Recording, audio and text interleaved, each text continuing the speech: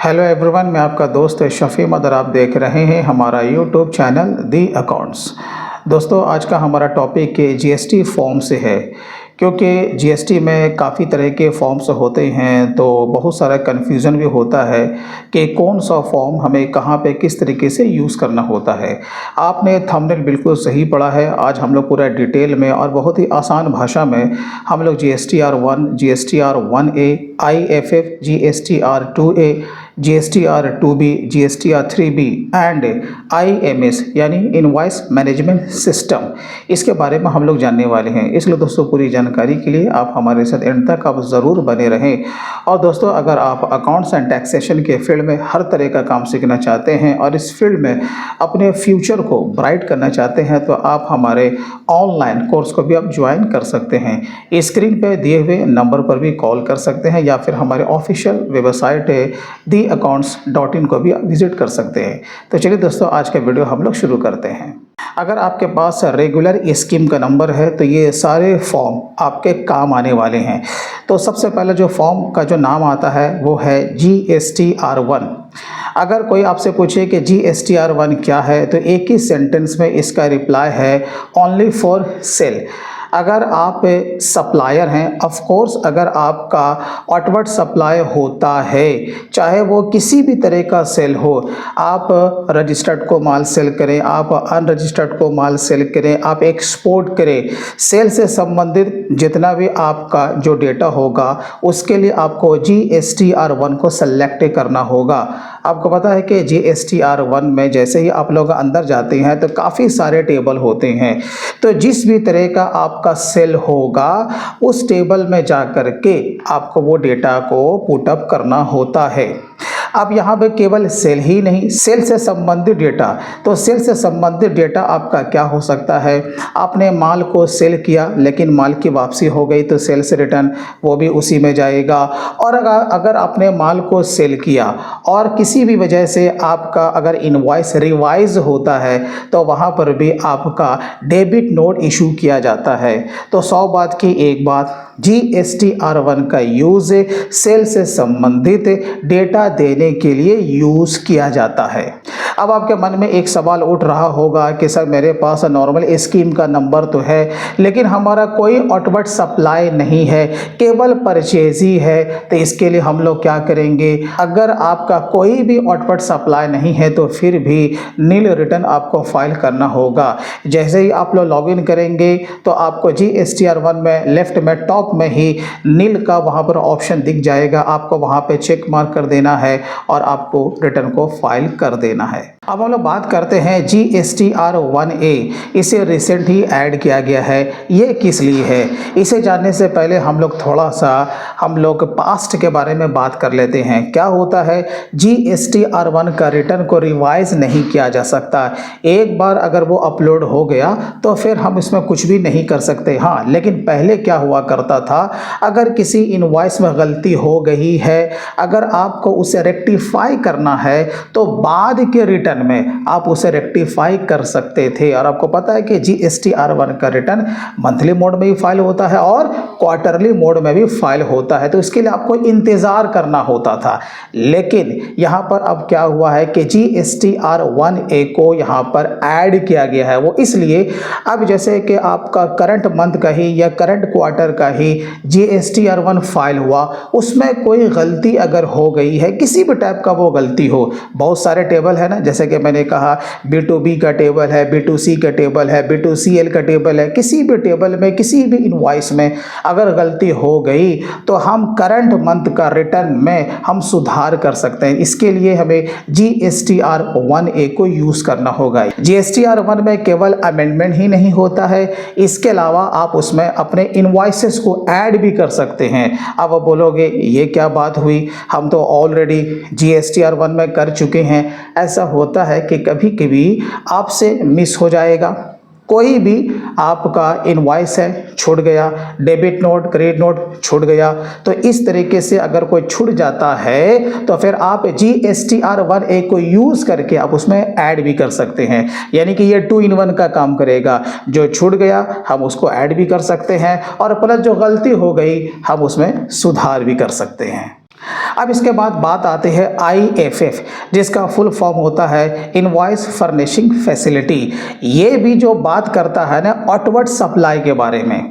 क्या होता है कि नॉर्मल स्कीम में भी बहुत सारे टैक्स पेयर ऐसे होते हैं जो कि QRMP का स्कीम लिए भी होते हैं। अब ये QRMP स्कीम क्या होता है?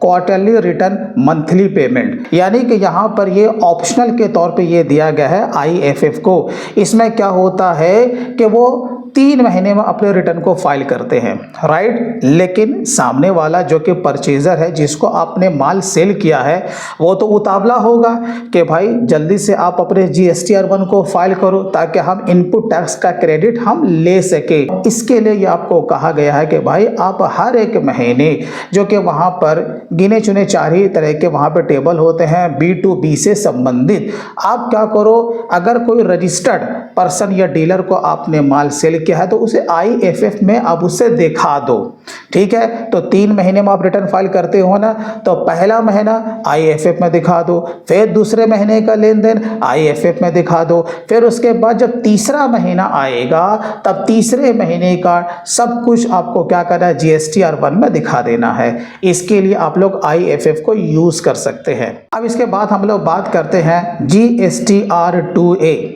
अब ये GSTR2A फॉर्म किस लिए है, मैं आपको पहले बता दूं। अगर आपने नॉर्मल स्कीम का नंबर अगर लिया है तो GSTR2A का रिटर्न अपलोड नहीं किया जाता है। अपलोड करने के लिए आपका GSTR1 है, GSTR1A है, IFF है और आपका GSTR3 भी है, राइट।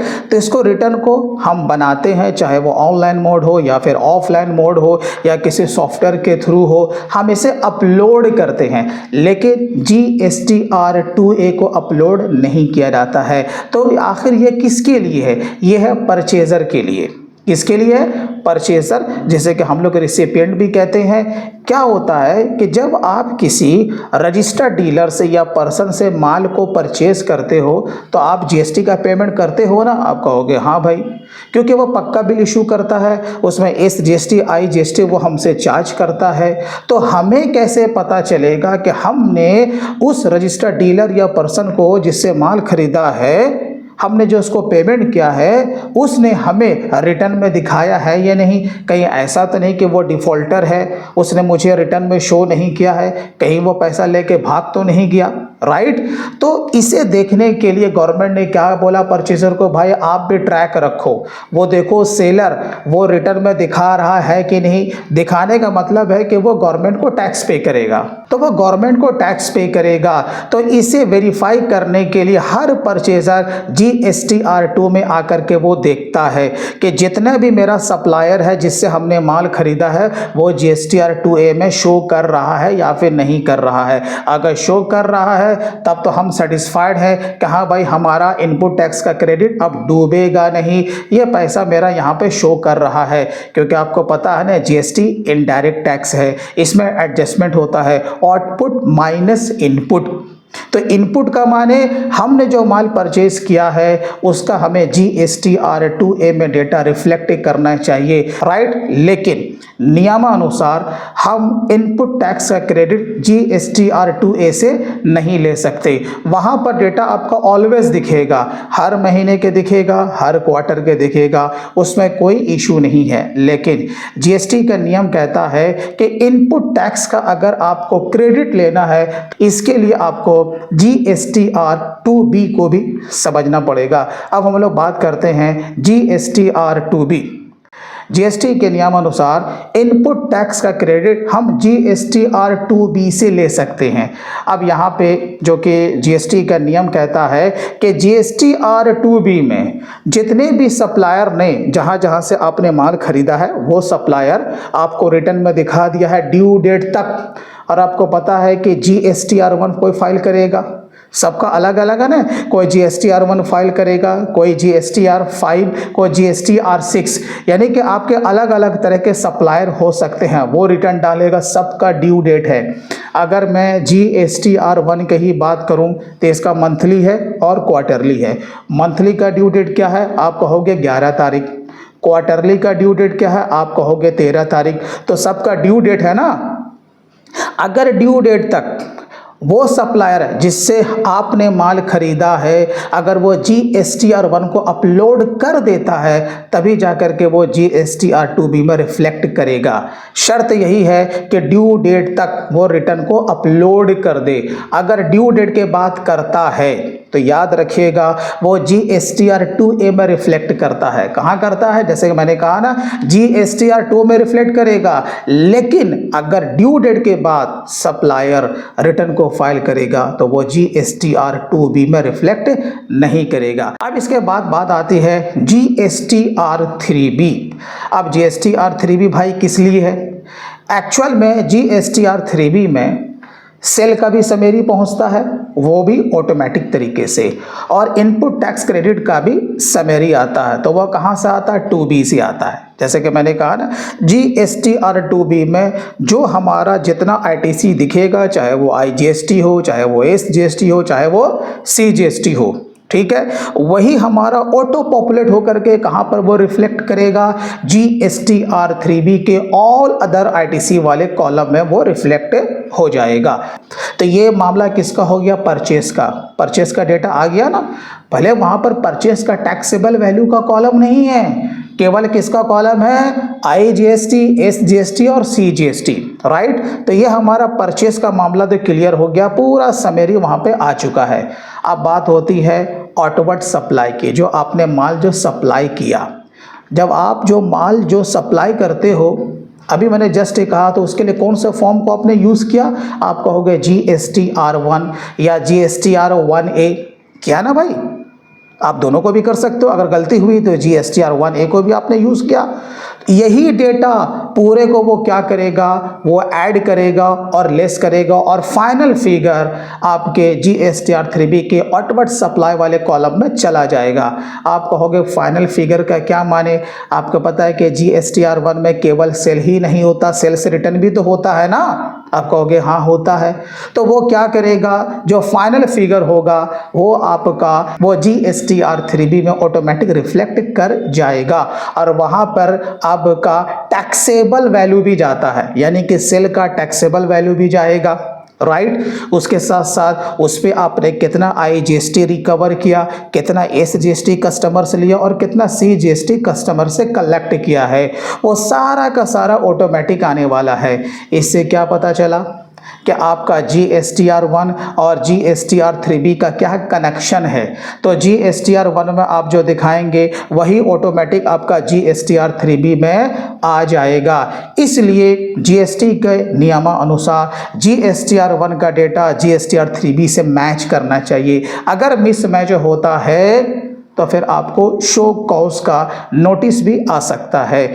तो GSTR3B में एक तरफ आपका आउटपुट भी आ गया, और इनपुट टैक्स का क्रेडिट मेरा क्या है? मेरा तो इनपुट टैक्स का क्रेडिट हमारा भाई करंट एसेट्स है ना। तो इसका फॉर्मूला तो हम सभी जानते हैं, आउटपुट माइनस इनपुट। इसका माने अगर टैक्स के लायबिलिटी ज़्यादा होगी, मेरा ITC कम रहेगा, तो हमें इलेक्ट्रॉनिक कैश लेजर से, यानी कि बैंक के थ्रू चालान बना करके हमें गवर्नमेंट को उसका GST का पेमेंट करना होगा, तब जाकर के GSTR3B का रिटर्न फाइल होगा।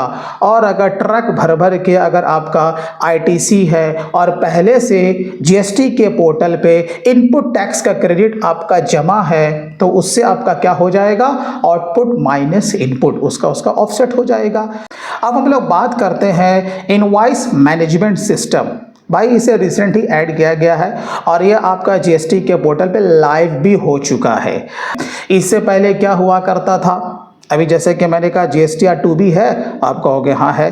ये किस लिए है? अरे भाई जो भी हमने माल परचेस किया है ना, वो 2B में ऑटोमेटिक आता है। जैसे कि आपने कहा ड्यू डेट से पहले जो भी हमारा सप्लायर फाइल करेगा, राइट। अब उन्होंने क्या बोला है कि भाई देखो, आप क्या करते हो ना, जो आपका इनपुट टैक्स का क्रेडिट नहीं भी बनता है, आप उसे भी ITC मान लेते हो। जैसे कि GST में बहुत सारा रूल भी है कि हम टैक्स तो पे करेंगे, लेकिन वो इनएलिजिबल ITC होगा, राइट। तो ऐसे कंडीशन में हम उसका ITC क्लेम नहीं कर सकते। लेकिन जिस सप्लायर से हमने वो सर्विस लिया या माल को हमने परचेज किया है, वो तो हमें GSTR1 में दिखाएगा। जब वो दिखाएगा तो वो हमारे 2B में दिखेगा, और जब वो 2B में दिखेगा तो ऑटोमेटिक वो 3B में भी रिफ्लेक्ट कर जाएगा। तो ITC मेरा बन गया। और जब जीएसटी का जो नेटवर्क है जब वो चेक करेगा, अरे हमने गलत आईटीसी क्लेम कर लिया है, तो वो हमें क्या भेजता था? लव लेटर, कि भाई आपने गलत आईटीसी क्लेम कर लिया, उसको रिवर्स करो।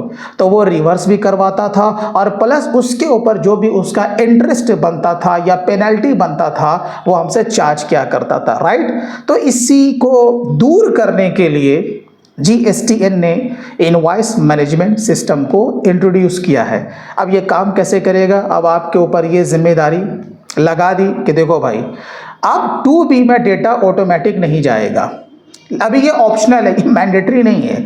आईएमएस जो है ये मैंडेटरी अभी नहीं हुआ है कि हर हाल में हमें वहाँ पर एक्शन लेना ही लेना है, क्योंकि इनवॉइस मैनेजमेंट सिस्टम में 3 चीज़ें दी गई हैं कि आपका जितना भी परचेज वाला बिल है अब वो वहीं दिखेगा, जितने भी टाइप के आपके सप्लायर हैं, ठीक।